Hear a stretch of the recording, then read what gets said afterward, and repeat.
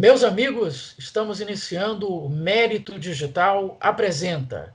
E o entrevistado de hoje é o magistrado Douglas Martins, que vai conversar conosco sobre o tema judicialização da saúde em tempos de pandemia.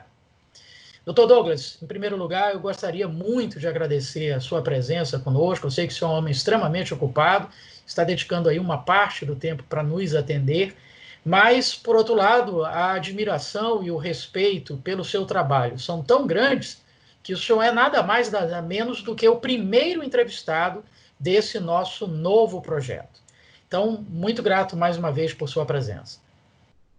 Muito obrigado, Heraldo. Eu é que agradeço a você e ao Centro Acadêmico pela honra que vocês, sim, isso é uma honra, inaugurar esse projeto maravilhoso de vocês.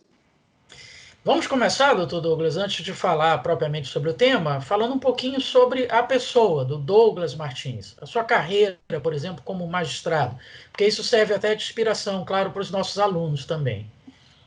Como é que foi a preparação para o concurso, o porquê da escolha dessa carreira, um pouquinho sobre esse momento importante da sua vida.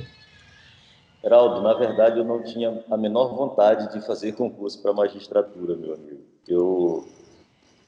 Foi um acidente que me colocou na magistratura. Eu, na verdade, tinha o sonho de ser advogado de movimentos populares. Eu me formei, fui logo contratado assessor da Associação dos Servidores da UFMA, a Assuma, como seu advogado. Então, eu advogava para sindicato, sindicato dos laticínios também, sindicato da panificação. Eu era advogado trabalhista de sindicatos e sonhava propor um monte de ações populares, para resolver, na minha visão, os grandes problemas que envolvia probidade na administração, nome de prédios públicos com o nome de autoridades vivas e pessoas vivas. Essas coisas eu sonhava era com isso, era de advogar. Meu sonho era advogar, não era fazer concurso.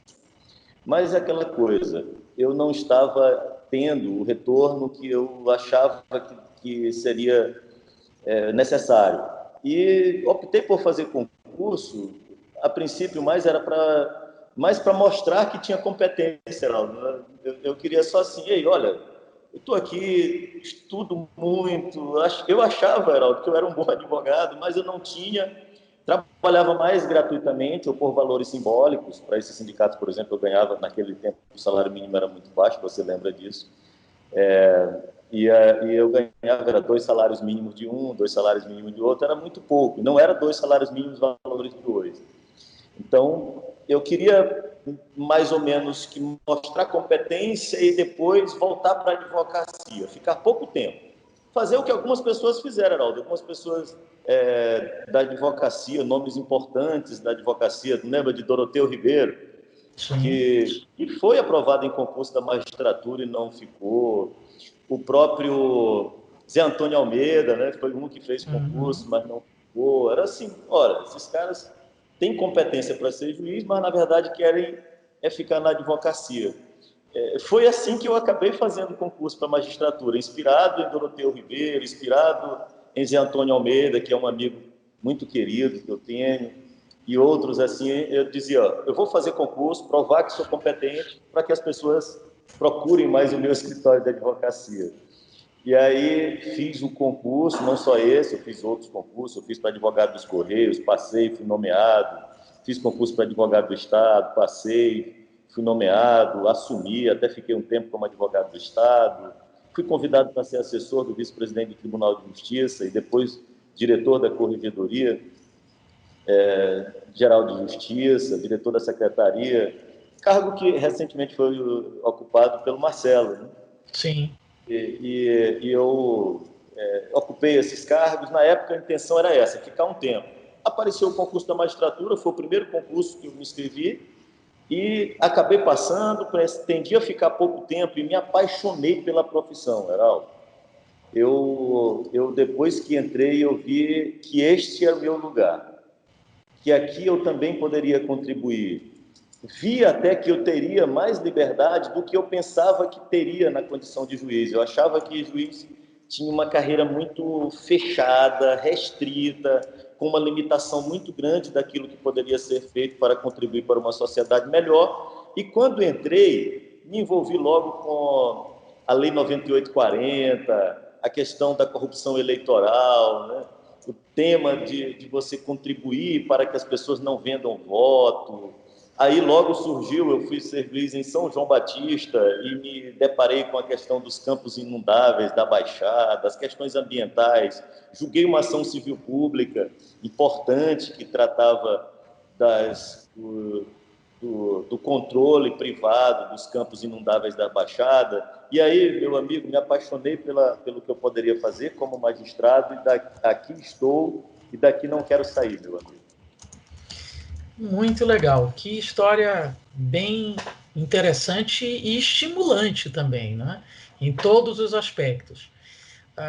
A propósito, Dr. Douglas, eu gostaria de mencionar que durante as minhas aulas, especialmente o processo civil 1, que trata do procedimento comum do processo de conhecimento, quando chega o momento da gente estudar as provas típicas, aquelas que estão retratadas lá no Código de Processo Civil, e uma delas é a inspeção judicial.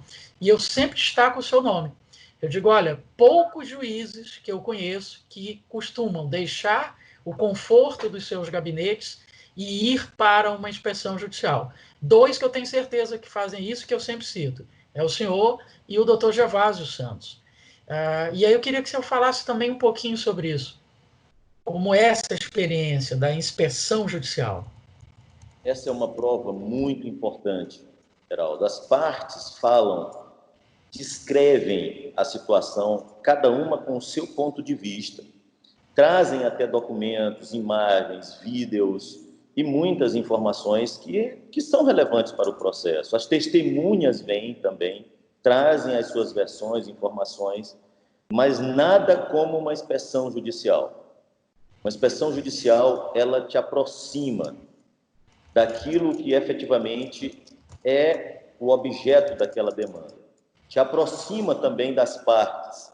Você, de alguma maneira, fica mais próximo do que aconteceu, do que está no passado, consegue visualizar um pouco do que aconteceu no passado e interagir um pouco de como as coisas funcionam naquele instante. Casos que envolvem, por exemplo, o funcionamento de hospitais, nada como você estar lá pessoalmente, não tem como maquiar a situação de um hospital, por exemplo. Se você vai decidir uma questão que envolve conflito agrário ou fundiário, nada como a sua presença física ali, olhando, verificando, ao você ter o contato direto, não só com aquilo que as imagens já te trouxeram, mas com a situação viva ali. E surgem pessoas que não viriam para a audiência e trazem informações relevantes. Eu vou te falar de uma que é maravilhosa para encontrar o meio termo em uma questão fundiária, uma regularização fundiária em São José de Ribamar. Basicamente, era um grupo de pessoas, ocuparam uma área pública, uma área pertencente ao município de São Luís, a Defensoria Pública propôs a regularização fundiária, o município pedia a reintegração de posse, e eu fui ali fazer uma inspeção judicial para verificar se realmente aquelas pessoas que estavam lá eram necessitadas, se elas mereciam de fato aquela regularização fundiária, se havia especulação imobiliária. Heraldo, ao chegar lá, uma das coisas que eu vi foram pessoas anunciando a venda do terreno. Se ela já estava anunciando era a venda, como que eu iria fazer a regularização fundiária daquele imóvel? Estava ali evidente que se trata de uma especulação imobiliária, mas não era a maioria. Não era a maioria, eram exceções. Por sinal, esses que estavam à venda eram um dos mais arrumados, com a casa relativamente boa, que se via que se tratava de alguém com um poder econômico um pouco melhor. Além disso, o terreno acima da média de tamanho dos outros. Olha só, então ali estava caracterizado. Veja, Geraldo, se eu fosse decidir esse processo e alguém desse ênfase a esta prova, talvez eu julgasse procedente a reintegração de posse e improcedente a regularização fundiária, porque deu-se ênfase a uma especulação imobiliária. Mas lá, pessoalmente, o que eu vi? Havia este caso e outros de especulação imobiliária, mas 95% eram realmente pessoas muito carentes, muito pobres, em casebres, de taipa, em condições precárias. Se via as crianças, olhando as pessoas, você via ali a expressão da necessidade. E o que eu percebi? É que a causa não tinha nenhuma nem outra, nem a reintegração de posse, nem a regularização fundiária, eram procedentes completamente. Havia de se separar, para usar uma expressão popular, o joio do trigo. E o que foi feito? Foi até possível, depois dessa inspeção, celebrar um acordo em que o compromisso do município, que era o dono da área, promover a regularização fundiária só dos efetivamente necessitados e promover a exclusão daqueles que nós já verificamos de plano ali, que estavam só especulando com terra pública. Então, meu amigo, a inspeção judicial ela era uma prova fundamental, porque você vai contra a possibilidade de, inclusive, ver todos os detalhes daquela demanda. E tem uma outra vantagem maravilhosa. O juiz presente no local conduzia a conciliação dentro da inspeção judicial. Foi possível, como eu intimei, o próprio secretário municipal de regularização fundiária, o secretário municipal de urbanismo para acompanhar a inspeção judicial, a associação de moradores, defensoria pública e Ministério Público, com todos presentes, eu conduzi a conciliação e de lá saímos já com um acordo entabulado, a depender apenas da autorização do prefeito. Veja, a inspeção judicial ela tem um valor enorme. Eu sei que me alonguei na resposta e peço perdão a ti por isso, mas dei essa resposta um pouco mais longa pela importância que essa prova tem para o processo. Não, o senhor foi extremamente didático, perfeito. Como o foco nosso aqui é principalmente alunos, eu acho que o exemplo serviu para mostrar a teoria sendo efetivada na prática. E alguém pode até estar perguntando assim, pô, até agora o doutor Douglas não falou sobre o tema, mas veja, o tema é só um norte para a gente.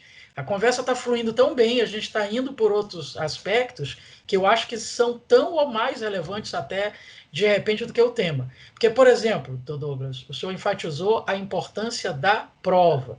Nas minhas aulas, eu também digo isso muito para os alunos. Olha, no processo, ter razão é só um detalhe. Porque quem vai decidir se você tem razão ou não é o juiz. E o juiz não conhece a história. Ele vai conhecer através dos autos. Então, o mais importante no processo, e aí sim pode determinar a sua vitória, é você cumprir os prazos, obviamente, e ter provas. Porque é isso que vai convencer ou não o juiz. E na sua fala, o senhor deixou claro isso. Talvez quem provasse melhor o outro aspecto vencesse, mesmo sem ter totalmente razão, não é isso? Essa questão é tão importante, Geraldo, tão importante, porque os procuradores, sejam eles dos municípios ou do Estado, ou os advogados das partes, eles não trazem o meio termo. Eles trazem a prova que são, de regra, a prova que é em benefício da parte.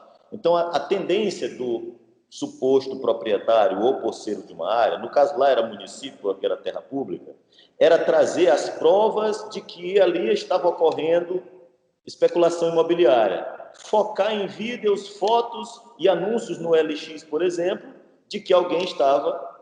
Do outro lado, a associação dos moradores e os defensores, eles não iam dizer, é verdade que tem especulação imobiliária. O foco deles seria a prova de que ali são pessoas carentes, pessoas pobres, necessitadas. O meio termo não apareceria. O meio termo eu só consegui porque fui ao local, fazia a inspeção judicial. Ou seja, saber que de fato ocorria especulação imobiliária, mas também havia pessoas necessitadas. Ou o inverso, muitas pessoas necessitadas, mas, por exceção, tínhamos também a especulação imobiliária. Mas eu queria acrescentar só mais uma coisa fundamental, Geraldo, ainda, porque isso vai ser importante no nosso tema da judicialização da saúde em tempos de pandemia. É um princípio que é um princípio próprio do processo coletivo. A inspeção judicial, ela possibilita algo que é dar eficácia ao princípio da participação, que eu recomendo aos teus alunos a leitura sobre isso. Algo muito importante. Algumas pessoas, às vezes, acompanham as minhas condução de processo e alguns até aceitam a condução que dou aos processos coletivos, mas por consideração, e eu já vi alguns dizendo assim, em que pese o fato de que não é muito técnica essa condução com a participação de muitos amicus curiae, com a ida aos locais. O Dr. Douglas conduz o processo com uma certa informalidade. Não é isso, é uma condução técnica. A questão é que alguns, a maioria dos advogados, a maioria dos promotores, a maioria dos defensores, a maioria dos juristas, eles querem conduzir os processos sustentados na estrutura do Código de Processo Civil. E o processo coletivo, Heraldo, ele não tem como núcleo o Código de Processo Civil. O núcleo dele é o Código de Defesa do Consumidor, a Lei da Ação Civil Pública, a Lei da Ação Popular, que compõe o microsistema do processo coletivo, em que o Código de Processo Civil pode ser utilizado subsidiariamente, naquilo que não contraria o núcleo do processo coletivo. E o regimento do Supremo Tribunal Federal prevê expressamente a audiência pública, que é outro instrumento que eu utilizo, e as pessoas dizem que é algo atécnico. É muito bom o que o Dr. Douglas faz, mas tecnicamente está errado. Não tem nada de tecnicamente errado. O ministro Barroso, não sei se você viu agora, para usar uma bem recente, de agora, marcou uma audiência pública no Supremo Tribunal Federal. O ministro Gilmar Mendes, ao tratar da prisão no regime semiaberto, a prisão domiciliar, também convocou audiência pública. Eu, inclusive, fui convidado na época, como juiz de execuções penais, para participar na condição de expert no tema, dessa audiência pública. O ministro Aires Brito convocou audiência pública para discutir a questão das células-tronco, pesquisa com células-tronco e outras, que, enfim, não se trata de uma condução na informalidade, como alguns juristas veem, principalmente advogados de outros estados, que estão acostumados só com o Código de Processo Civil, têm uma certa perplexidade e acham que é uma condução, entre aspas, boa, mas fora da técnica. Não é fora da técnica. É tecnicamente correta. E a inspeção judicial, voltando a esse fato, ela possibilita algo muito importante, que é o princípio da participação. Eu peço que os alunos leiam sobre isso, ponham no Google. Princípio da participação no processo coletivo. Ou seja, o juiz deve garantir que aqueles que serão afetados por sua decisão, dela participe, do processo participe. E o juiz utilize todos os instrumentos necessários para garantir a efetividade do princípio da participação. E eu ainda acrescentaria, doutor Douglas, se eu me permitir, que a realização de audiências públicas, de inspeções judiciais, ela ainda traz um componente que eu considero extremamente importante, que é o seguinte: dá legitimidade à decisão. Mostra ali a presença do Estado efetivamente preocupado em resolver o problema. Não resolver de qualquer forma, mas resolver dando aquilo que a gente espera do direito, segurança jurídica. Não é mesmo? Perfeitamente, é muito importante. O judiciário não tem a legitimidade popular, não tem a legitimidade do voto que o Poder Executivo e Legislativo renovam a cada 4 anos, no caso dos senadores, a cada 8 anos. Então, essa legitimidade que o Executivo e o Legislativo alcançam pela via do voto popular, o Poder Judiciário, ele só alcança por sua capacidade de fundamentar suas decisões. A publicidade, a maneira de alguma maneira garantir que as pessoas entendam as decisões. É na fundamentação. E a fundamentação hoje deve ser interpretada de outra forma. É a própria condução inteira do processo precisa ser com esta legitimidade. A legitimidade se alcança garantindo a participação das pessoas. A legitimidade se alcança com essa proximidade, com a transparência. e com a publicidade, que alguns acham que o juiz que divulga nas redes sociais as suas decisões e explica as suas decisões em linguagem simples para o povo entender, e não apenas os juristas, como algo de querer aparecer. Acham que a publicidade se garante com a publicação no Diário da Justiça. E o Diário da Justiça ninguém lê. Hoje nem os advogados leem mais. Eles pagam uma empresa para fazer essa leitura e apenas passar para eles as informações antigas das judiciais. Portanto, não se garante das decisões judiciais com o modelo antigo de publicidade, por exemplo. A publicidade é conduzir com transparência o processo e decidir com transparência também o processo e o pós-decisão, que é a explicação dela, também seja com a máxima transparência. Perfeito. Doutor Douglas, o senhor tocou num outro ponto importante agora, essa coisa da atuação dos magistrados nas redes sociais e tal. Eu tenho percebido que o CNJ tem demonstrado uma certa preocupação com isso. Eu diria até mais. Tem, de certa forma, tentado coibir isso, que os juízes possam ter e emitir opiniões e tal. Eu não sei até se o senhor pode comentar sobre isso, mas eu gostaria de ouvi-lo a respeito. Esse é um tema bem tenso internamente hoje no judiciário. Até algum tempo atrás, os poucos que utilizavam as redes sociais geravam um temor. Só os mais progressistas, os mais seguros, e tão seguros quanto ao conhecimento que não tinham medo de participar, de expor as suas decisões, o seu pensamento nas redes sociais. Com o tempo foi aumentando muito. Antes eram exceções. Com o tempo aumentou muito. E até hoje os juízes, até os mais conservadores, já estão nas redes sociais também. E divulgam as suas decisões, suas opiniões sobre os mais diversos assuntos. Mas, de fato, o CNJ tenta coibir isso. Baixou uma resolução, a resolução, de uma forma muito genérica, coloca que os juízes não podem emitir opiniões que possam, de alguma maneira, caracterizar atuação político-partidária, pré-julgar processos pendentes de julgamento, coisas assim. Eu, no meu entendimento, acho que essa postura do CNJ é equivocada. Mesmo sendo equivocada, eu cumpro. Eu não emito, acho que é equivocado. Eu acho que os juízes devem ter mais liberdade para expressar seu pensamento. E, naturalmente, ele expressando seu pensamento de forma transparente, eventualmente, ele pode ter que se declarar suspeito ou pode ser declarado suspeito para julgar alguns assuntos. Com transparência.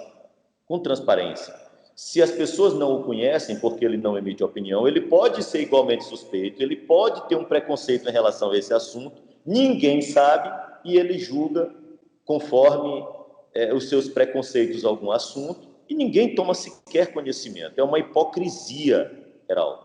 O cidadão, por exemplo, ele pode ser vinculado a uma determinada ideia de mundo e esse assunto... Vamos pegar aqui um caso que eu peguei do próprio Supremo Tribunal Federal. Nós tivemos o caso das pesquisas com células-tronco a ser decidido. Ali se dividia, por exemplo, pessoas extremamente vinculadas, por exemplo, a ideias religiosas, eram contra essas pesquisas e tudo, tanto que o Supremo convidou pessoas das igrejas para emitirem opinião sobre aquilo. Já os cientistas, pesquisadores, enfim, associações e instituições que representam a pesquisa, a ciência no meio universitário, tinham opinião diversa. O Supremo convidou os dois lados. Agora, você imagina um juiz que fosse, por exemplo, preenchesse os requisitos para ser hoje, segundo foi anunciado recentemente, que é uma pessoa que tenha que ser terrivelmente evangélica. Vamos pegar um exemplo desse tipo. Essa pessoa, ninguém sabe, mas ele é. E ele vai julgar esse assunto, ele já é totalmente vinculado a um ponto de vista em relação àquele assunto, mas ninguém sabe. Não tem rede social para ele declarar isso, para que ele apareça. Essa suspeição, Heraldo, ela não deixa de existir porque ele não disse nas redes sociais isso. Ela existe, está lá o motivo da suspeição dele. Então não é o fato, a suspeição não é gerada porque a pessoa expõe o que pensa sobre diversos assuntos. Ela existe na pessoa. Uma pessoa pode ser muito vinculada a um determinado, por exemplo, um determinado magistrado pode ser amigo íntimo de um determinado empresário que tem um interesse econômico em um determinado projeto, mas ele não divulga isso. Ele é suspeito para julgar aquilo, mas ele não divulga isso. E um outro, por exemplo, pode ser vinculado extremamente a um determinado sindicato, seja o outro lado, e nas redes sociais aparece junto com aquele sindicato. Também pode ser suspeito. Vamos dizer que sejam situações iguais. Vamos considerar suspeito alguém que é vinculado a um ou a outro, mas um aparece nas redes sociais e o outro não. A suspeição está na relação que as pessoas têm, não na divulgação. E se a pessoa tem a relação e omite, isso é uma hipocrisia. E ele julga, não é declarado suspeito, e é isso que o CNJ quer, que as pessoas escondam os seus vínculos, suas opiniões, seus pensamentos e julgue casos do seu interesse, sem que o povo saiba, enganando as pessoas, os advogados, os promotores, os defensores, enganando um lado ou o outro, não importa qual seja. Então, Heraldo, eu digo, o CNJ está errado quanto a esse assunto, deveria dar mais liberdade para os magistrados, mas, usando lá, dar mais liberdade para que cada um expresse o seu pensamento, devia ser garantida a máxima liberdade de expressão aos magistrados, para que o povo conheça, inclusive tenha mais condições de alegar sua suspeição, tanto o advogado, quanto os promotores, como defensores, porque são conhecidas as suas opiniões, vínculos, pensamentos. Esse é o meu pensamento em relação à liberdade de expressão. Mas o CNJ proíbe, eu, claro, restringo ao máximo a divulgação de minhas opiniões sobre os assuntos. Divulgo aquelas que são minhas opiniões acadêmicas, minhas opiniões sobre temas que são de interesse da sociedade. Recentemente eu fui muito criticado por emitir opiniões sobre racismo. Qual o sentido que existe em criticar um juiz que emite a sua opinião sobre racismo, sobre a liberdade das pessoas se manifestarem contra o racismo, as pessoas fazendo referência a qualquer tipo de outras manifestações de pensamento sobre determinados assuntos. O que as pessoas poderiam sabendo a minha opinião, mais adiante eu vou julgar um caso de racismo, a pessoa diz, olha, você já se manifestou sobre esse assunto. E aí se discute, naquele processo, a minha suspeição ou não. Olha, aí nós teríamos condições técnicas de discutir. Ser contra o racismo, de um modo geral, me torna suspeito para julgar, em um caso concreto, se uma determinada situação caracterizou o racismo ou não. É uma outra discussão. Eu não me declararia suspeito para julgar, eu sou contra o racismo, mas se na minha vara for proposta uma ação em que eu tenha competência para julgar sobre racismo, eu vou dizer, olha, eu sou contra o racismo, mas aqui nenhuma parte está a favor do racismo. Uma parte está dizendo que este caso caracterizou o racismo, e a outra parte diz, este caso não caracterizou o racismo. E as provas vêm aos autos para que, ao final, o Poder Judiciário diga se ali é racismo ou não. Então, mesmo assim, de alguma maneira, ao conhecer meu pensamento em relação ao assunto, a pessoa tem condições mais técnicas e de conhecimento e dos fatos para alegar minha suspeição ou não sobre aquele assunto. Então, a transparência, Geraldo, ela é sempre o melhor detergente. Você evita qualquer coisa obscura com a transparência. E a transparência se alcança dando liberdade para as pessoas se manifestarem. Mas aqui, utilizando a filosofia do nosso querido Peter Parker, né, o famoso Homem-Aranha, que já dizia que grandes poderes trazem grandes responsabilidades. Então, damos a liberdade para que os juízes se manifestem e eles se manifestem com responsabilidade, sabendo que ele é um juiz, sabendo que a opinião dele vai ser levada em conta, tal como deve ser a conduta de um advogado, a conduta de um promotor de justiça, de um defensor público, de um presidente da OAB. Você imagina o peso que tem um presidente da OAB, por exemplo, dizer uma coisa e seja...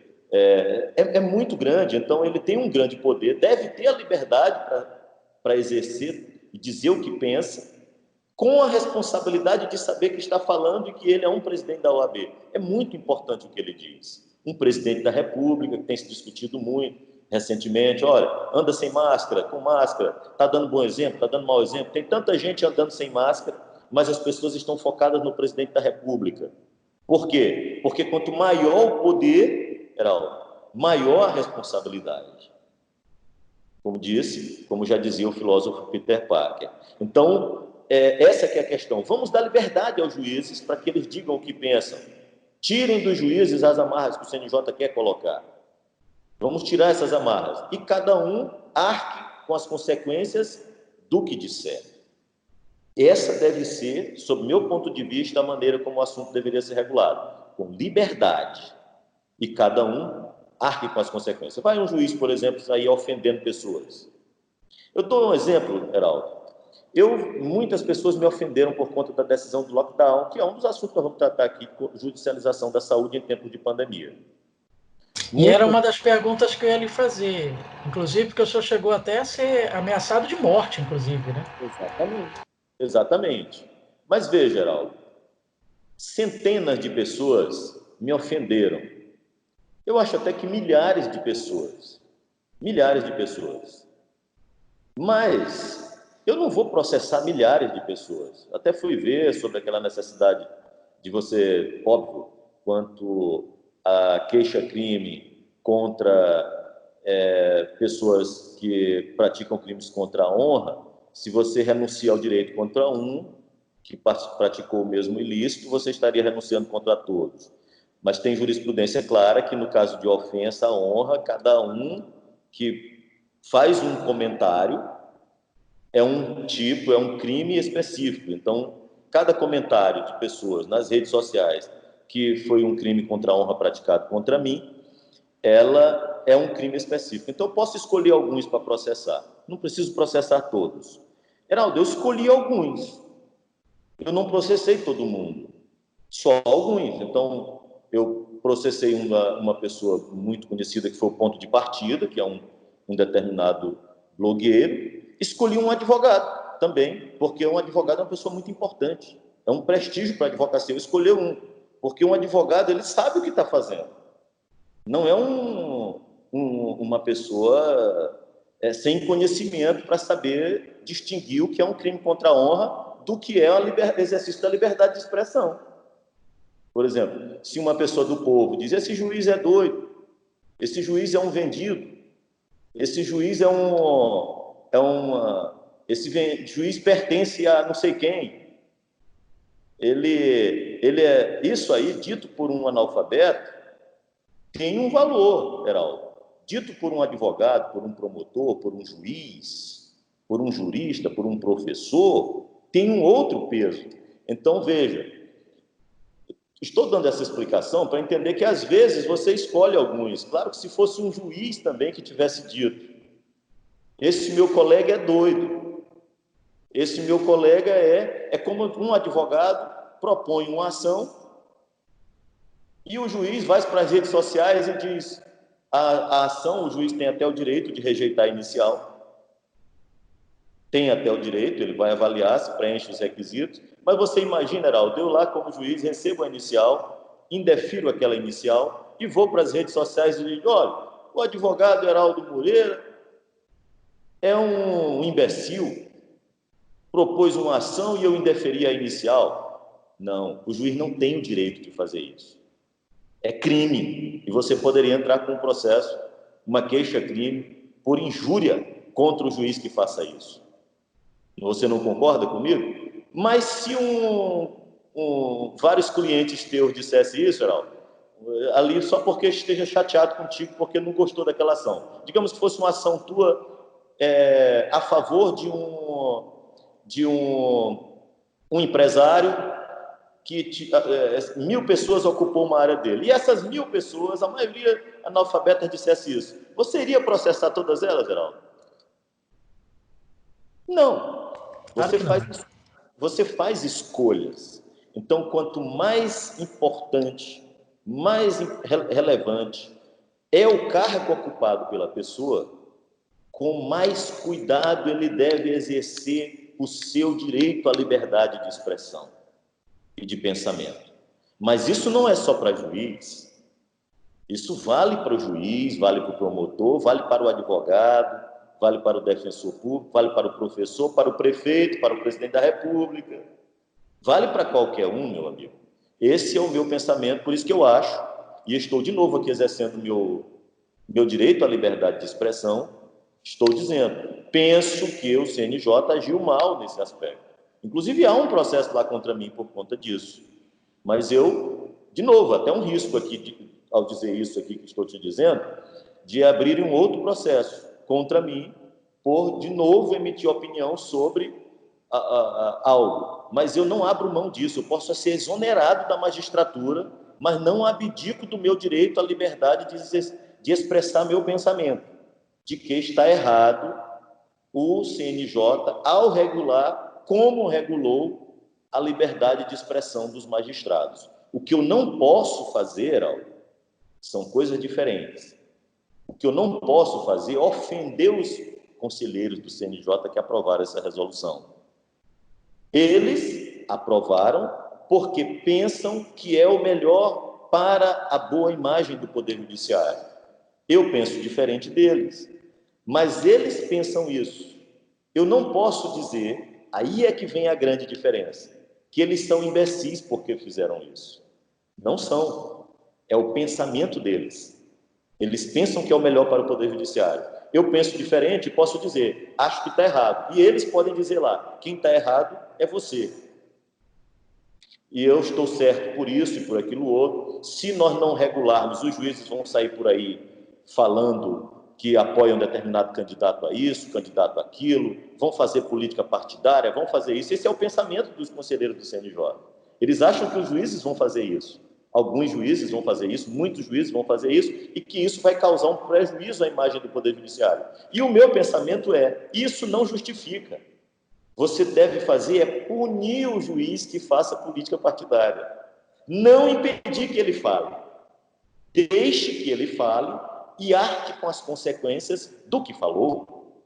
Se um juiz, sabendo que a lei orgânica da magistratura o proíbe de fazer política partidária, e ele vai dizer, olha, votem no candidato Heraldo Moreira, porque ele é meu amigo, ele é bom, ele é um bom professor, ele é tal. Eu, como juiz, Heraldo, eu tenho minhas preferências. Não, como juiz, não. Como cidadão, eu tenho as minhas preferências. Como juiz, não. Então, eu não posso chegar... E a lei me proíbe. Então, eu posso votar em ti. Eu sei que você não é candidato a nada, mas se fosse, eu poderia votar. Mas eu não posso ir nem para a rede social, nem para a rua distribuir panfleto para ti, nem sair fazendo campanha para ti em lugar algum, porque juiz está impedido de fazer política partidária. Mas basta a lei para dizer isso, não precisa uma resolução do CNJ. A lei já diz isso, que o juiz não deve fazer campanha política partidária. Ah, mas um juiz fez. Então o CNJ pega esse juiz, abre uma sindicância, um processo administrativo e pune severamente o juiz que fez isso. Mas não é cerceando a liberdade de expressão que se vai garantir boa imagem para o Poder Judiciário. É ao contrário, dando a liberdade de expressão para que todos ajam com a máxima transparência, mas, ao mesmo tempo, responsabilizando quem não exerce a sua liberdade de expressão com responsabilidade. Perfeito, doutor Douglas. Geraldo, uma coisa, eu vou fazer um comentário, que depois tu pode até cortar. Uhum. Nós aqui, basicamente, até fazendo, se você quisesse dividir até em duas,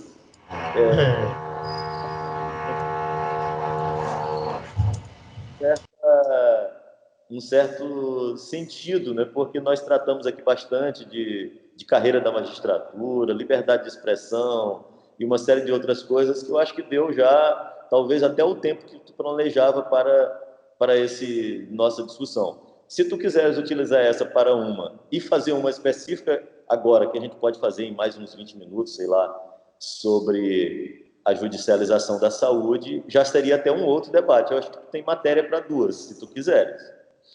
Não, sem dúvida. Vamos fazer assim.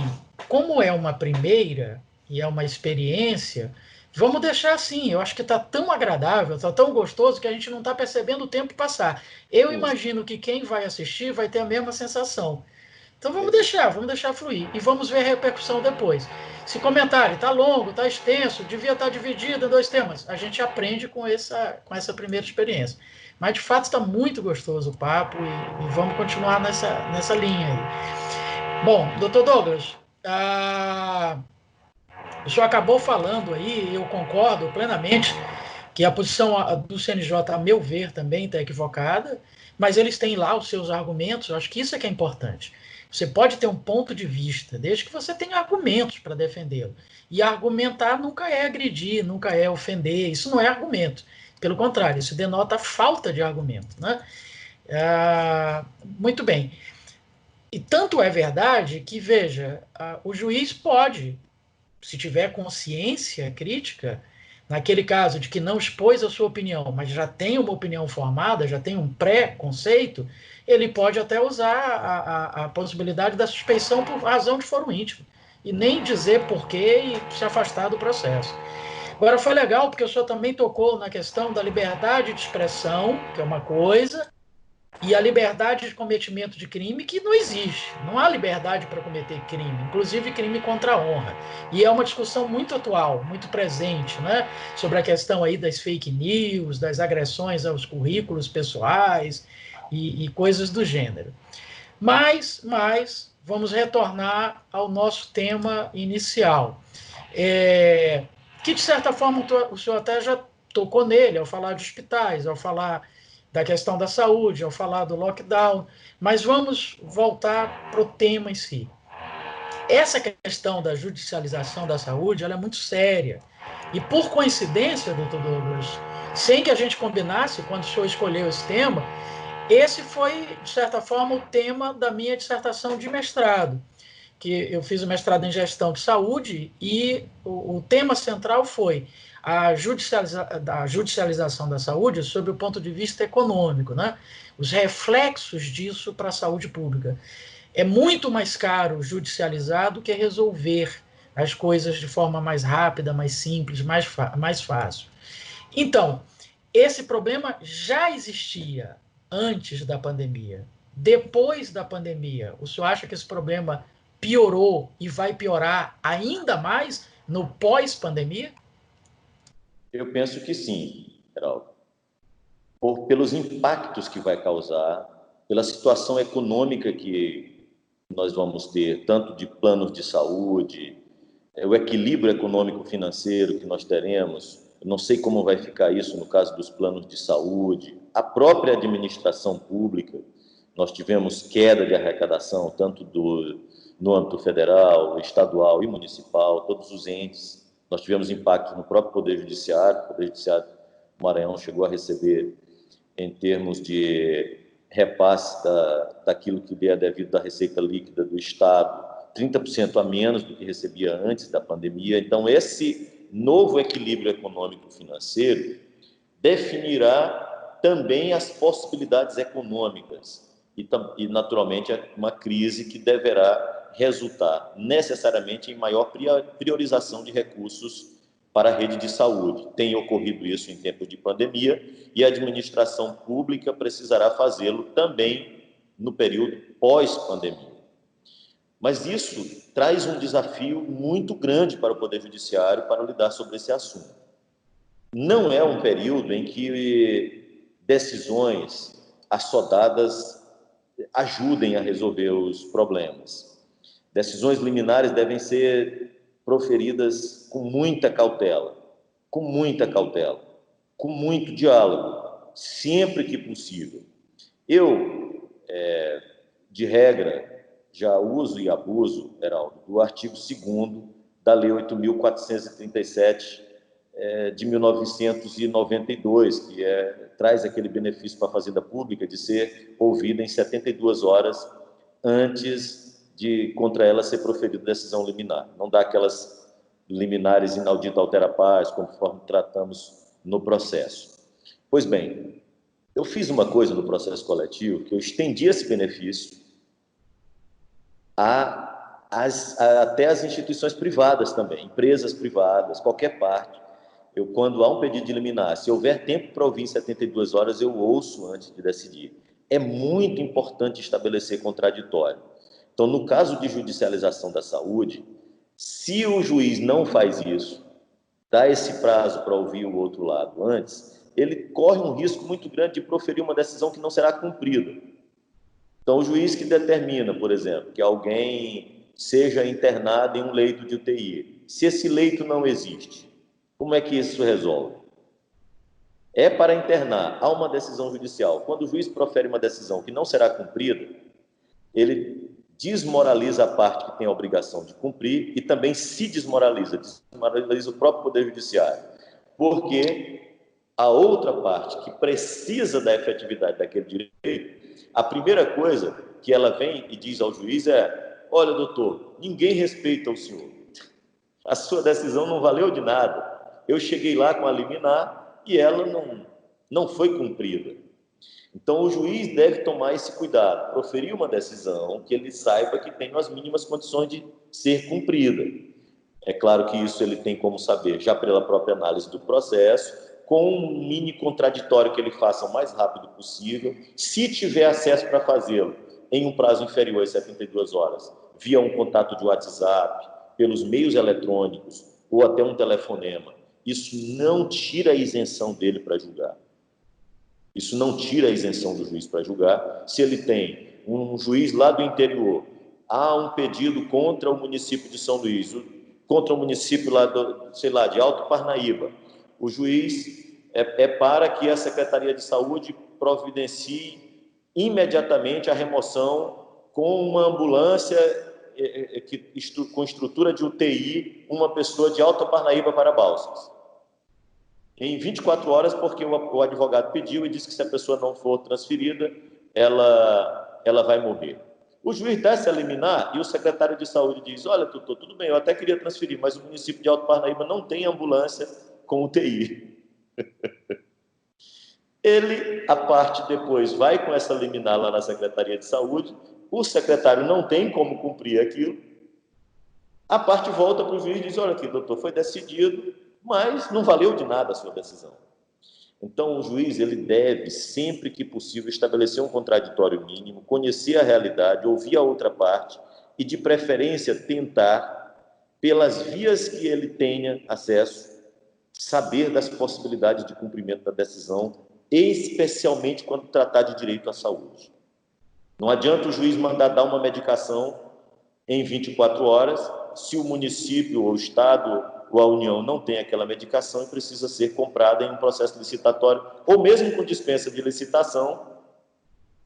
Era como agora, nesse período de UTI. Era o juiz proferir decisão liminar para que fosse posta uma pessoa com respirador, e os respiradores estavam na China, os governadores, os países tentando comprar, os Estados Unidos indo lá, o presidente Trump foi lá e toma os respiradores que as pessoas... Do que adianta o juiz proferir uma liminar dessas? Se o que está valendo é a força, por exemplo, do governo americano de ir lá e tomar os respiradores de quem estava tentando comprar aqui, e outros países também. Heraldo, o juiz ele tem que decidir também com base no direito, claro, mas não é distante da realidade que está ali diante dele. Diante dele. Então, em situações como essa, o juiz precisa de muito equilíbrio. O equilíbrio, lá na ética Nicômaco de Aristóteles, muitas vezes está no meio do caminho, não em um extremo ou outro, não em um extremo ou no outro. Então, o juiz pode encontrar o ponto de equilíbrio. E esse ponto de equilíbrio só é alcançado se ele sempre estabelecer um contraditório mínimo, mesmo que seja com uma ligação telefônica ao secretário de saúde. Para dar um telefonema, você não precisa virar amiguinho do secretário de saúde. Você pode fazer isso com a postura republicana que deve ser as relações institucionais. A Constituição fala de equilíbrio e harmonia entre os poderes. O juiz ali no interior, ele representa um poder, como também o prefeito representa um poder, como também um presidente da Câmara representa um poder.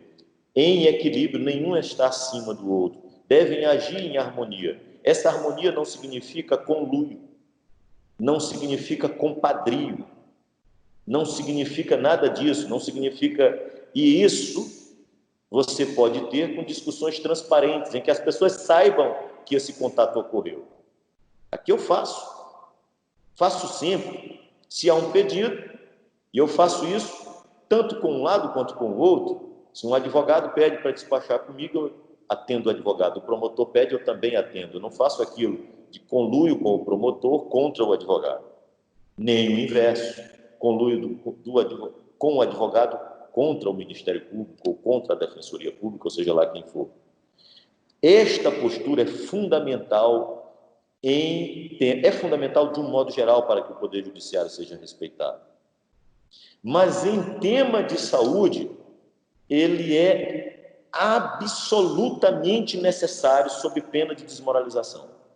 Sob pena de desmoralização de todos.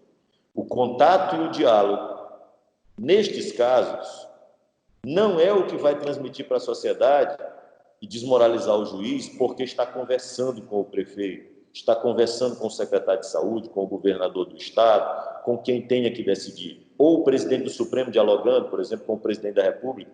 Eu vi diálogos assim. Não pode acontecer o seguinte, Geraldo, o presidente do Supremo recebeu o presidente da República, por exemplo, recebeu o presidente da República, até de inopino, de repente, sem agendamento. E se um juiz recebeu um prefeito para atender, seja tratado como sendo um criminoso por fazer isso.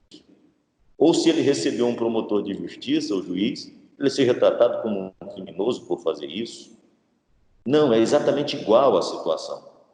A questão é que isso precisa ocorrer de forma transparente. As pessoas precisam saber que esse diálogo ocorre e em que termos ele ocorre, como ocorre no caso do processo coletivo na Vale do Três Difuso. Eu sempre intimo, Geraldo, sempre intimo. Ocorre até uma coisa interessante na Vale do Três Difuso, é que aqui e acolá um promotor de justiça esquece a audiência. A vara não tem um só promotor, tem 30 promotores de justiça aproximadamente atuando. Aqui e acolá sai uma intimação, o promotor não aparece. Quem é o promotor? O doutor fulano de tal. Tem o celular dele aí? Tem. Eu ligo. Doutor, o senhor tá na horário da audiência aqui. O senhor está vindo? Não, eu não sabia. Que audiência é essa? Essa tal. Doutor, o senhor espera um minutinho aí que eu estou chegando. Geraldo, se eu faço isso com o promotor de justiça, a promotoria vem aqui do lado.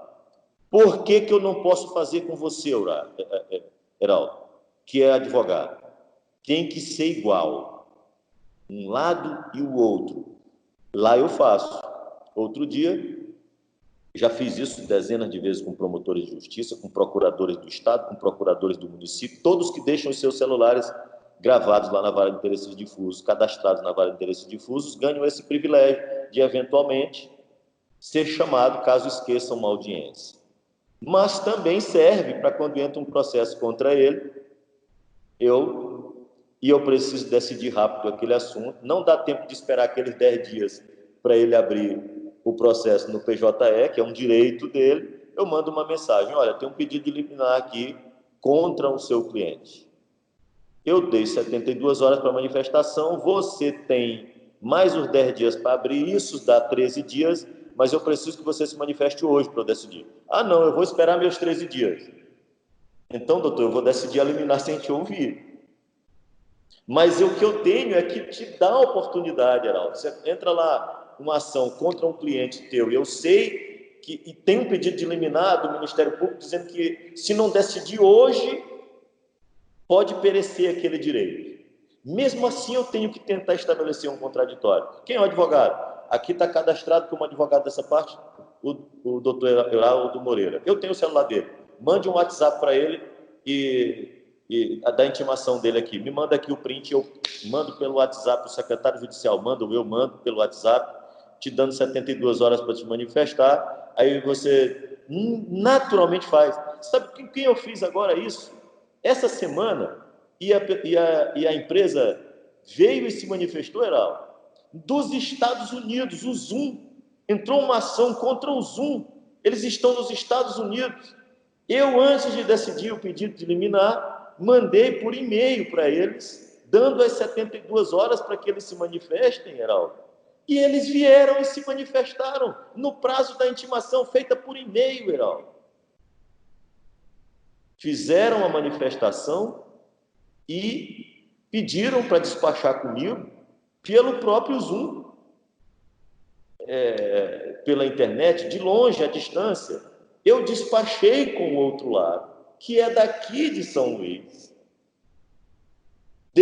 Dou esta liberdade para atender o lado que está aqui, que são pessoas conhecidas, tenho a obrigação de fazê-lo em relação ao outro que está lá nos Estados Unidos e dar a mesma oportunidade. Eles é que poderiam dizer assim: não, eu só entrarei no processo e só vou me manifestar depois que a carta rogatória, com toda a burocracia da carta rogatória que você sabe como funciona, Heraldo, traduzir aquilo, encaminhar para o Ministério das Relações Exteriores, depois o contato também dos Ministérios das Relações Exteriores lá nos Estados Unidos, enfim, com toda essa burocracia, o Zoom chegaria aqui para se manifestar daqui a 6 meses. Eles, se tivessem assumido essa postura de não aceitar por e-mail, aí eu teria a possibilidade de decidir inaudito altera paz. Você concorda comigo? Seria essa possibilidade, se eu utilizo para discutir os mecanismos de interação das pessoas via internet, como nós estamos aqui fazendo, nós estamos utilizando o Skype, mas nós poderíamos estar aqui utilizando o Zoom. Se eu posso fazer isso para discutir a privacidade das pessoas que, para a utilização desses mecanismos de diálogo, é o objeto desta ação aqui.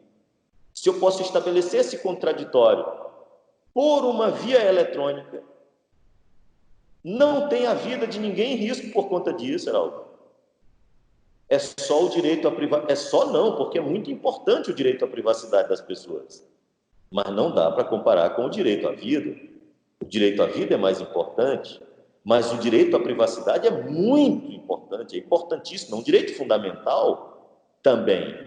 Mas se eu posso fazer para discutir a privacidade das pessoas, estabelecer um contraditório abreviado, Heraldo, isso é fora da técnica. De novo, eu te digo, não se trata de uma informalidade, não se trata de uma solução atécnica para alcançar um objetivo. Isto está correto tecnicamente também. A opção é da parte, se ela quer aceitar aquilo como um privilégio. Alguns advogados estranharam, Heraldo, algumas vezes, por exemplo, esse privilégio do artigo 2º da Lei 8.437 de 92, que é de 72 horas se manifestar antes. Eu dei uma vez isso para a empresa, e empresas, os advogados, alguns que me conhecem, já chegaram assim: olha, doutor, eu acho que o senhor errou. O senhor me deu só 72 horas para minha manifestação. eu tenho um prazo de 15 dias, rindo, falando comigo, eu tenho um prazo de 15 dias. Eu tive que explicar para o advogado, doutor, na verdade, o seu prazo de 15 dias é para contestação. O seu prazo de contestação está lá garantido para contestação. A questão é que há um pedido de liminar inaudito alterar prazo, formulado no processo, que eu preciso decidir, e eu estou dizendo que quero decidir ouvindo o senhor. Estou dando ao senhor um privilégio que é só da Fazenda Pública, mas eu estou entendendo que não é só. Por analogia, eu posso conceder ao senhor também. Na verdade, eu não estou reduzindo o seu tempo, eu estou dando um tempo que a legislação, o CPC, se eu fosse utilizar só o CPC, não dá ao senhor esse privilégio. Eu poderia ter decidido. Ah, entendi, na verdade, é só para a sua decisão sobre a liminar. Eu disse, sim, não tem nada a ver com a contestação. Eu estabeleci um contraditório específico para a liminar. Isso é técnico. E, por analogia, posso utilizar porque eu estou dando um benefício a mais. Eu estou aqui dando efetividade ao princípio do contraditório que está na Constituição Federal. E, por analogia, estendendo algo que seria para a Fazenda Pública. Ah, mas o promotor de justiça que propôs a ação acha que essa decisão está errada. Por exemplo, Geraldo, porque poderia acontecer. Pode. O promotor de justiça que propôs a ação contra uma determinada empresa, ele poderia dizer assim, esse prazo é exclusivo da Fazenda Pública. O senhor tem que decidir sem ouvir a outra parte. Sem ouvir a outra parte. O seu despacho é uma forma de não decidir. Então, agrave dessa decisão. Agrave. E diga que, em 72 horas, o direito vai perecer e pede ao tribunal que dê efeito ativo ao seu pedido no agravo, dizendo que o juiz, ao dar o prazo de 72 horas, deixou de decidir, vai perecer o direito e o Tribunal de Justiça pode, liminarmente, sem dar o prazo de 72 horas, deferir aquele pedido de liminar. A parte não tem que ir me atacar nas redes sociais por conta disso. Me ofender, dizer que a decisão é tecnicamente errada, alguma coisa assim. Se disser só que é tecnicamente errada, até eu aceito a crítica. O que eu posso é dizer, não é tecnicamente errada e explicar como estou aqui explicando aos teus alunos, Geraldo, que tecnicamente é correto, porque eu estou utilizando por analogia, dando efetividade ao princípio do contraditório, para dar uma decisão com maior substância. Pronto, é o meu fundamento. Alguém pode dizer que esse fundamento está errado e recorre ao tribunal, que tem o poder de decidir diferente da minha, e a decisão do tribunal prevalece. Mas isso não dá o direito à parte a ir para as redes sociais dizer que eu sou um imbecil, por exemplo. Porque não se trata de uma imbecilidade, se trata de um pensamento, de um entendimento jurídico sustentado em nossa Constituição Federal.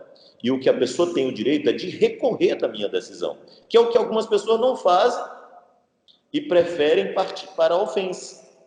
E partindo para a ofensa, sem dialogar sobre aquilo, ou sem obter a discussão sobre aquilo. Por exemplo, aquele advogado que eu disse para você que veio, esse foi bom, porque ele veio para mim, sorrindo, dizendo que eu tinha dado uma decisão tecnicamente errada. Mas foi gentil comigo, foi amigo, digamos assim. Depois que eu disse, eu te dei foi um privilégio, ele tem razão, doutor Douglas. Tem razão, na verdade, o senhor não reduziu o meu prazo, na verdade, o senhor me deu um prazo que eu, em tese, não teria. Tem sentido. A Fazenda Pública tem, o senhor está achando que pode conceder também para uma empresa privada por analogia? Geraldo, isso tudo é perfeito. Se a pessoa tivesse corrido para uma rede social e tivesse dito, olha, o juiz é doido, ele me deu só 72 horas, quando, na verdade, eu tenho 15 dias para contestar. Não é contestação, é só para se manifestar sobre o pedido de liminar, tal como previsto no artigo 2º da Lei 8.437 de 92. Então, essas questões, Geraldo, elas têm relevância de um modo geral. Mas quando se trata do direito à vida, digamos, para utilizar o próprio termo, é questão de vida ou morte. É questão de vida ou morte. Inclusive da morte da imagem do Poder Judiciário. Se o juiz não leva isso em conta, resolve sair decidindo tudo e entregar cheques sem fundos para as pessoas. É o que eu chamo, Heraldo, a decisão judicial que não pode ser cumprida, ela é um cheque sem fundos. É um cheque sem fundos. É um estelionato que serve exclusivamente para a satisfação pessoal de quem a proferiu, para dizer, eu fiz a minha parte. Eu mandei internar a pessoa no leito de UTI. A pessoa morreu porque não foi internado no leito de UTI. Eventualmente, o juiz até pode fazer isso em situações que não tenha outra opção, ele não tenha como estabelecer o contraditório. Pode fazer. Mas se ele der um telefonema, mandar uma mensagem e dizer, por exemplo, às vezes acontece, Heraldo, eu estou no plantão agora, por exemplo. A pessoa pede uma liminar para que o juiz determine a internação em um leito de UTI no Hospital Carlos Macieira. As pessoas acham que o Hospital Carlos Macieira é o melhor hospital público, e de fato é, o mais estruturado, e já pede diretamente para aquele hospital. Se o juiz não ouve, ele pode proferir a decisão e exatamente naquele local que foi pedido não tem a vaga. Mas lá na regulação eles digam assim, olha, no Carlos Macieira não, mas nós temos condições de receber essa pessoa no Dutra. O juiz poderia deferir diferente daquilo que foi pedido, mas garantir o direito e dizer que aquela decisão foi pedido do Carlos Macieira, o advogado poderia ter dito que tem que ser no Macieira, porque o Macieira que tem determinados profissionais e determinados equipamentos. Não, Heraldo. O juiz pode ouvir o outro lado e o outro lado dizer assim, não, não é verdade. Na verdade, nós temos também o hospital tal que pode atender isso e resolver o mesmo problema. Então, é muito importante que o Poder Judiciário estabeleça um contraditório mínimo.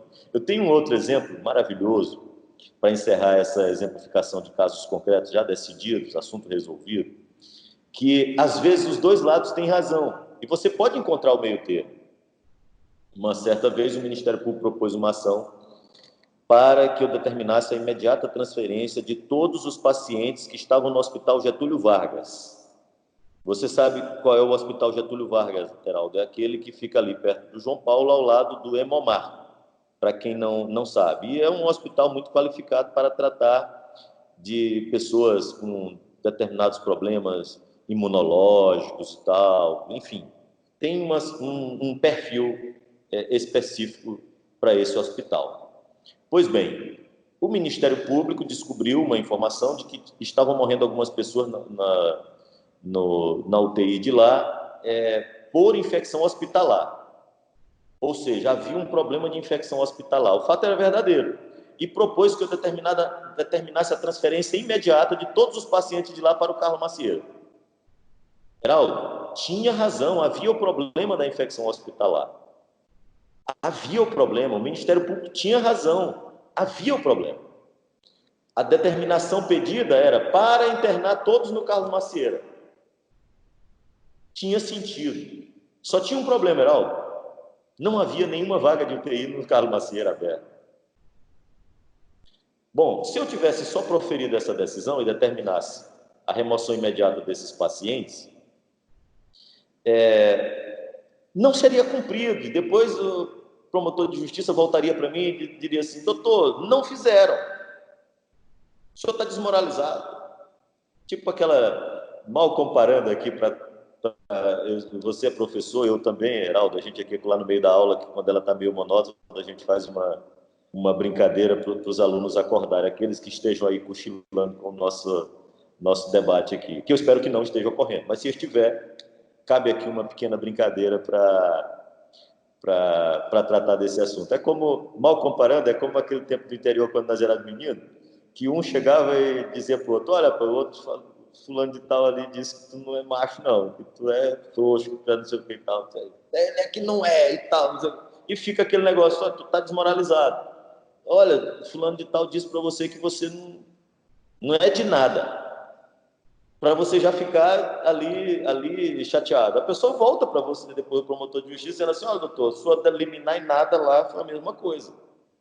Acontece, quando eu era juiz em São João Batista, uma certa vez, uma pessoa chegou lá para fazer uma reclamação para mim, com um processo, e pedindo uma liminar também, e ele dizia assim, doutor, e tem mais, é melhor o senhor tomar cuidado, porque ele disse que não sai da terra e não tem juiz no mundo que tire ele de lá.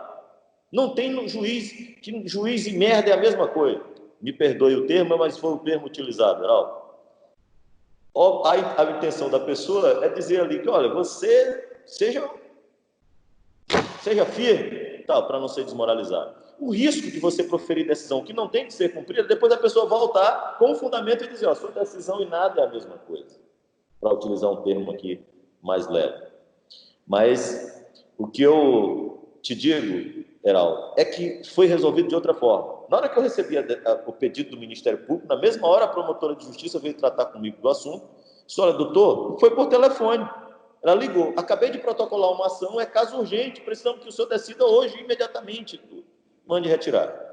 Se eu dei essa liberdade à promotora de justiça para me ligar e me dizer que tinha aquele pedido, e aquele pedido precisava ser decidido na mesma hora, é errado eu telefonar para o secretário de saúde também e atender por telefone?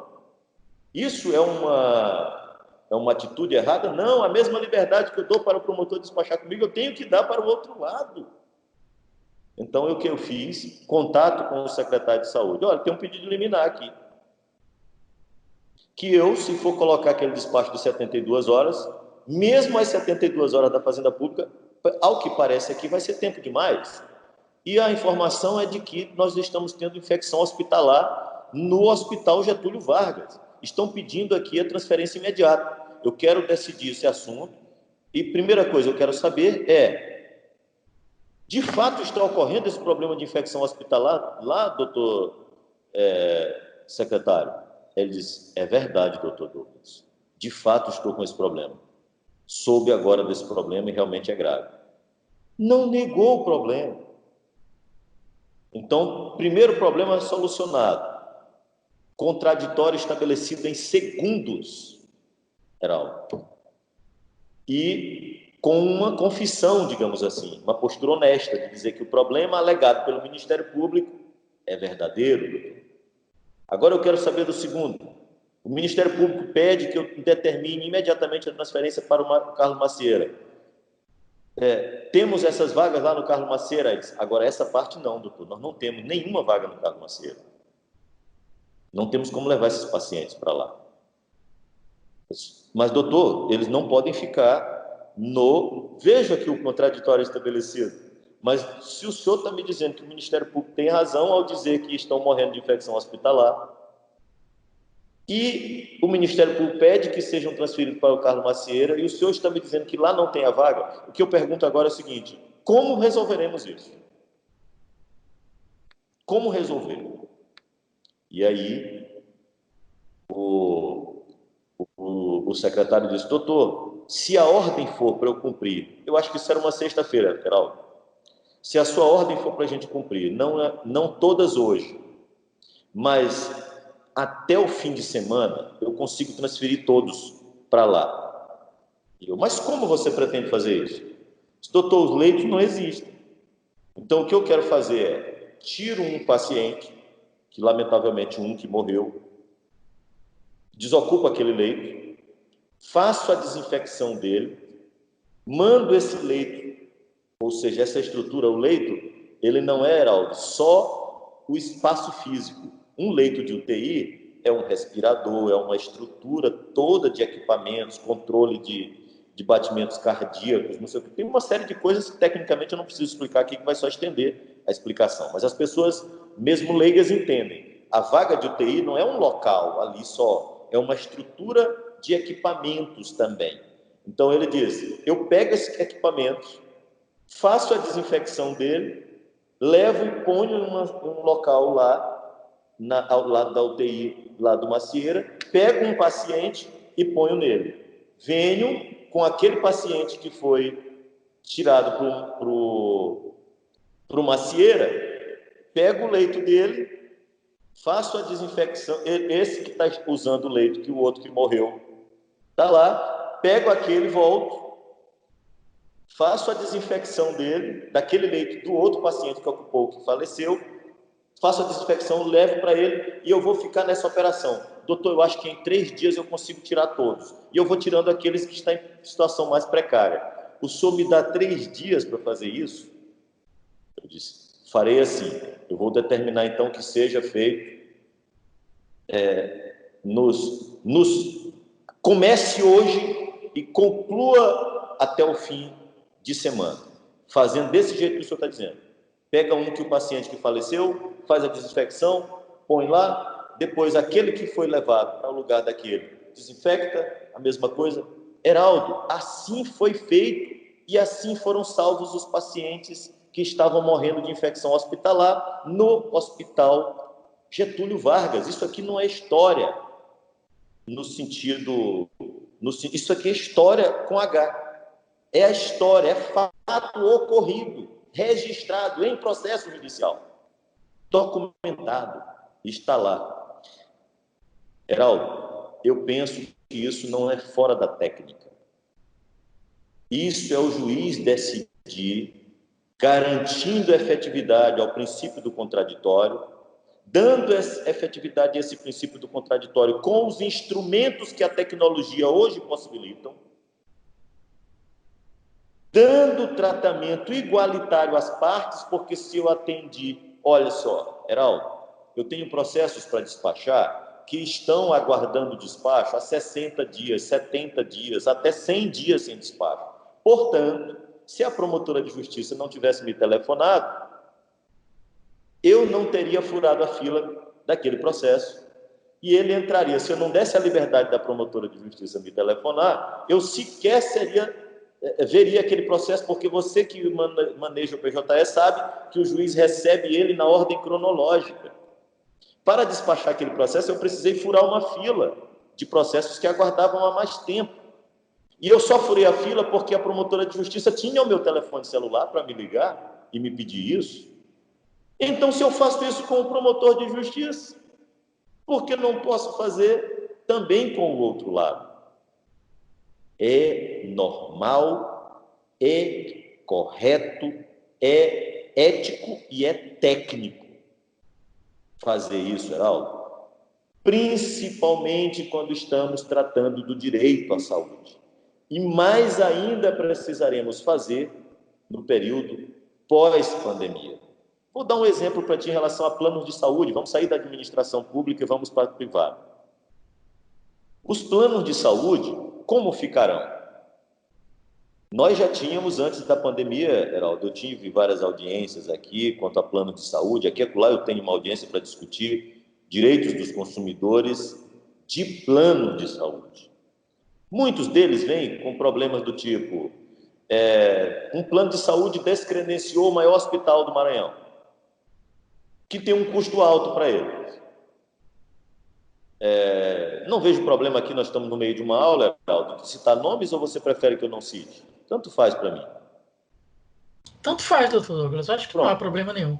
Então, um plano de saúde descredenciou o Hospital São Domingos. E em seu lugar põe o centro médico.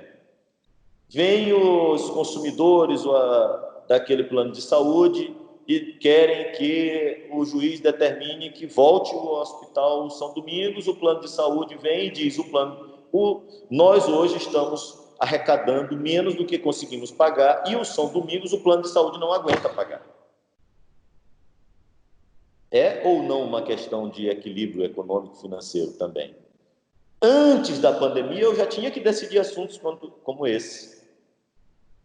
E lembro bem de ter decidido, em alguns casos, que, de fato, naquela situação concreta, o plano de saúde precisava recredenciar esse determinado hospital, ou o DI também, e em outros, por outros motivos, inclusive de equilíbrio econômico-financeiro, não foi decidido assim. porque não suportaria pagar, não tinha estrutura para pagar, não era possível pagar. Pós-pandemia, com a redução do número de vidas, os planos de saúde, ele diz, nós tínhamos, doutor, eu lembro bem, Heraldo, de determinado plano de saúde que foi se defender dizendo que não tinha condições de manter determinados hospitais, credenciado em sua rede, dizia, doutores, nós tínhamos 25 mil vidas no Maranhão, pagando mensalmente o nosso plano de saúde. Hoje nós estamos com 9 mil vidas. Nós não temos, houve uma redução de quase 50%. Nós não temos condições de manter esses hospitais aí, porque caiu e o nosso número de vidas que nós temos, não temos mais a mesma arrecadação e, além disso, aumentou a inadimplência. Olha o problema. Eu tenho a impressão, Heraldo, que ainda vai ocorrer uma outra coisa com maior intensidade. O desemprego violento que vem vai retirar mais ainda pessoas da rede privada e dos planos de saúde, que vão diminuir o número de vidas que estão vinculadas a eles, e o SUS receberá uma demanda maior ainda do que já recebia. E, portanto, ele precisará ser mais fortalecido, vai ser mais sobrecarregado em função da crise econômica. O Poder Judiciário não está longe disso, é a análise econômica do direito pura, que o juiz não vai poder deixar de fazer. Se a ele vier processos dessa natureza, ele vai precisar apreciar o direito, mas para não causar uma desmoralização de decidir aquilo e determinar que seja feito algo que é impossível fazer, desmoralize a própria justiça. Em tema de saúde, a chance de desmoralização do Poder Judiciário é gigantesca caso o juiz se afaste da realidade, se distancie da realidade, se isole e passe a decidir apenas baseado em seus preconceitos, em suas opiniões pessoais ou naquilo que ele acha que é o correto da aplicação do direito, mas esteja distanciado da realidade econômica e social que nós vivemos atualmente durante essa pandemia e mais ainda viveremos no período pós-pandemia. Perfeito. Doutor Douglas, a vantagem da gente estar fazendo essa entrevista num canal do YouTube é que a gente não tem aquela limitação de tempo lá de uma grade, de uma TV comercial, tal, que a gente teria que ter aquele horário, essa rigidez, né? Essa é a vantagem, mas também não vamos abusar da paciência dos nossos alunos, do seu tempo, que eu sei que é extremamente precioso. Então, assim, já fica aqui o convite para que o senhor volte, porque foi uma verdadeira aula. Na parte final, a gente acabou tratando do tema central, na parte inicial, de vários outros temas tão ou mais importantes do que o tema final, mas já fica o convite para que numa outra oportunidade o senhor volte. Fica mais uma vez o agradecimento pela sua presença. Eu tenho certeza que quem tiver o privilégio de assistir essa entrevista vai ficar muito feliz, muito satisfeito, porque vai aprender muita coisa de fato. Então, assim, suas considerações finais e muito grato mais uma vez. Reinaldo, as minhas considerações finais, na verdade, são só para te agradecer pela honra do convite, da oportunidade que você me deu, agradecer a ti, aos dirigentes do centro acadêmico, também por essa oportunidade, para mim é uma honra, e me coloco à disposição para discutir esses assuntos. Eu acho que é importante para a sociedade e ver um professor do seu nível, que é um dos que eu mais respeito aqui em nosso estado, é uma das pessoas que eu tenho uma admiração muito grande pela maneira como vê o mundo, a maneira equilibrada, a qualidade do que faz. Você é um excelente professor e um excelente advogado. E é um privilégio para os seus alunos isso, inclusive. Então, ter essa discussão, esse debate com você, só me serve também, eu me coloco aqui na condição de teu aluno também. Para mim foi um aprendizado esse nosso debate também, foi um exercício também. E as minhas palavras são só de agradecimento à tua generosidade pelo convite e da paciência dos teus alunos que vierem a nos ouvir. Um grande abraço, meu amigo. Muito grato, doutor Douglas Martins, conversou conosco aqui no Mérito Digital Apresenta, que é um programa em parceria com o Centro Acadêmico de Direito da Universidade Selma. Semana que vem tem mais. Acompanhe aí as nossas redes sociais para ficar informado. Grande abraço a todos e até a próxima.